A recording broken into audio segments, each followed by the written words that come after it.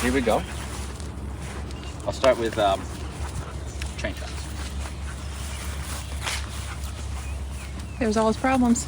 Yeah, it reveals them all because they try to go around you to see. A dog has to go into follow mode. All I'm saying is recall to me, and what they realize is I keep moving. So he knows the recall, right? A recall's this. Wow, that recall's not great either. I should have probably checked into that. That's not bad if you want a side flip, but let's see if that's Let's see if that's consistent. See what his recall's looking like. Come. Not consistent because he was on this side last time. Not a great position, and he's looking outward, right? I'm going to show you how we're going to fix all this through the train tracks, okay? And also begin to teach heel. It's really great, okay? Let's do another recall here. That's the best one. I like this one the best as far as his position. However, again, the attention's outwards, not on me. But what's cool is we do sneakaways, right? Because we're looking for dogs to pay attention. If he's not paying attention, I'm not going to get his attention by saying his name or saying, hey, look at me or something. No, because then I'm begging for attention. What I'm going to do is catch him not paying attention, sneak away, and recall, right? And to the point where he says, I have to pay attention to this guy.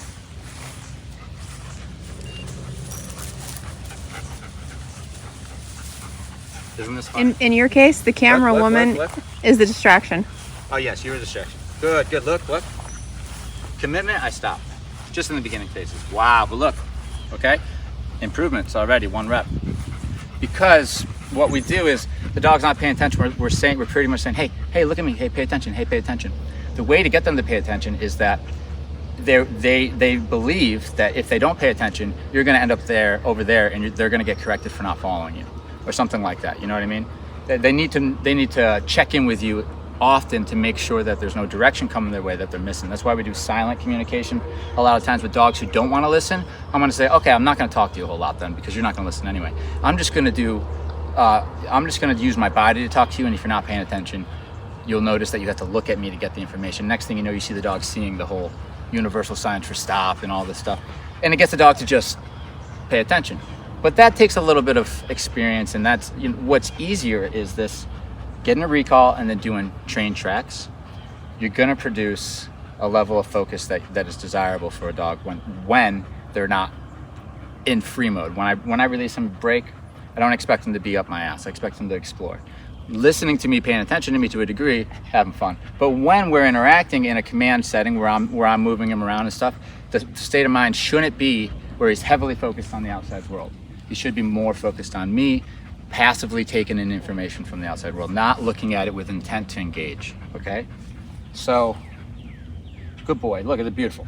This is all I want. This is created from me sneaking away and giving a recall, right?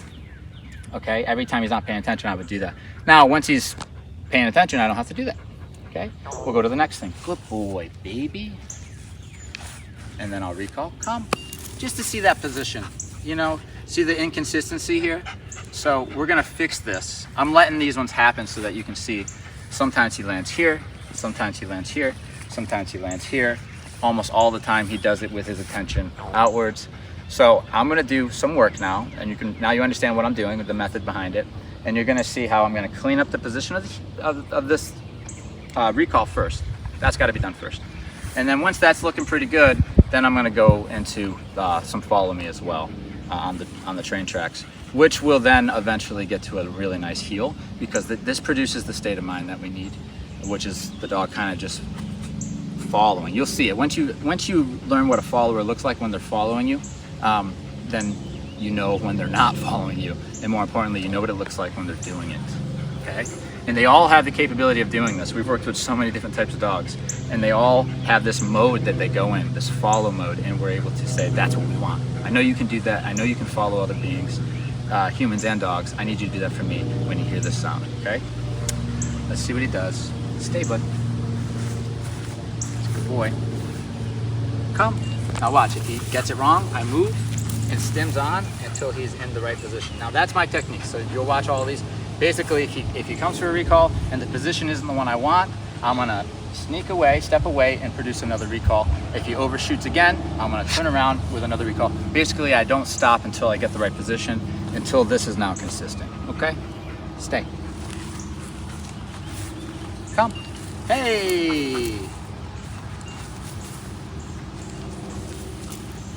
Yeah, you see that? Boom, boom. I reward that by, the reward is me stopping the sequence, because the sequence is uncomfortable because he has to rapid fire think, and if he gets things wrong too many times, there's going to be corrections. I mean, he's not, the reason he gets it wrong is because he's not paying attention.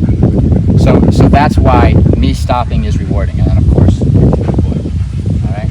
So there's built-in rewards with just me stopping the exercise. Is like yes. So, but I only stop when he gets it right. So all that motivation is working to my favor. Stay. Come. All right, that's nice. What a guy. A little overshoot there. Not bad. Look, he's looking, he's using his eyes. He says, where am I going to land myself? Right now, I'm saying this. This is fine for my standard, right? Just because I want to show him center. And then what you're going to see me start doing is I'm going to say center, but looking at me as well. Okay? I'm going to start asking for that. Good. Look at that. That's beautiful. Beautiful. And then once he starts to, watch this. Subtle. Boom. Correction. Keep walking. Boom. Correction. Keep walking. That's for you. I don't say this when I'm not on camera. He's never not on camera, though. I'm usually very quiet when I work when I'm not on camera. I'm actually very quiet usually. Okay? Position's still wrong, but it's better. Boom. That's the one. So this is the new criteria now, okay? You got this right? Now I'm saying as the trainer, that's my criteria for now on when it comes to position. Perfect. He's going to learn that that's the one that's working for him. That's the one, boom, that's it. And he's learning visually. When I come to my owner, I see this. I see him, the front of him. I don't see, you know, when he's over here, he only sees the side of me, or he's in front of me, he's looking up at the trees. When we're done, he sees me, okay? Right here. So that's perfect. Good boy. Stay. He's doing really, really well. Another thing is I also don't usually do this many reps like this without, I usually put space in between them a little bit, so I would just sit here, kind of walk around a little bit, so then he might get a chance to get up. He learns to wait, and also it makes it so my timing is less predictable, so I don't create anxiety. When I'm doing these videos, see, look, because she's moving, he caught himself. When I'm doing these videos, I tend to stack sometimes the reps back to back for demonstrations purposes. Come. Hey, that's my guy, and then, okay. Wow, good, got it way quicker that time. Very nice, my man. Good, so you see how we're slowly dialing into the perfect recall? Right now it's not perfect because he just whined, and his head, he's over here, he's over here. This is all fixed through these exercises. That was a correction for state of mind, and he brought it right back. Good dog. That was the best one so far. Let's just continue. See, look what I got after that correction. Okay, so all the heads looking over here. Now it's more centered. I can start going like that. I didn't want it down there, but I got one. That's what you get for silent clicks.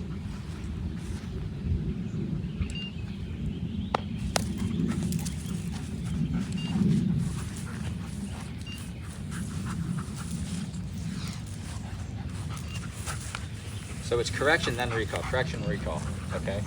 Just so everyone's clear, good. So he goes in that mode a little bit.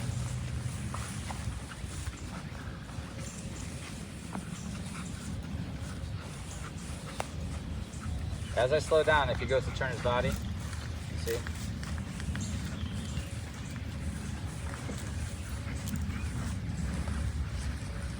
Perfect, perfection, perfection, perfection, good boy. Now, my mistake last time was if I'm working on that squeaking, or if I'm working on him moving his head, if I'm going to correct, I'm going to have the leash so that I can teach him in this context when we're at finishing a recall. If your state of mind starting to wander around and scan, if you feel the stim, I just want eye contact. Okay, I don't need you to do a down or anything. I want eye contact in the context of this. So, that's what I'm going to teach him. Okay, I'm going to click and say his name. Ares. Good boy, because he already knows his name to me. Eye contact. Good. They're all. He's a contextual learner. So in the context of this situation, when he feels the stim, it can mean something different than the context of being on place, feeling the stim, and so we use that a lot. Good. I mean, look how fast they look. One click, and he's like, oh, he wants me to look at him when I feel that. So it's really these. I mean, the shepherds, they're not dumb.